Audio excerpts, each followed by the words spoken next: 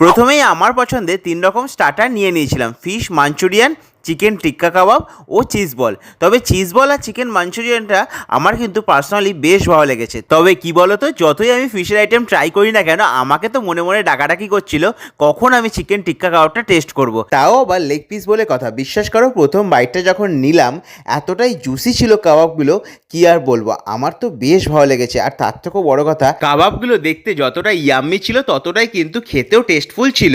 আর বোঝাই যাচ্ছিল প্রপার কিন্তু জিনিসটা ম্যারিনেট করা হয়েছিল। তো তোমরা যদি এরকম ইয়ামি বেশ কিছু স্টার্টার খেতে চাও, তাও আবার বুফেতে আনলিমিটেড ভাবে, তাহলে কিন্তু তোমাদের কিন্তু আসতেই হবে নভোটেল কলকাতাতে।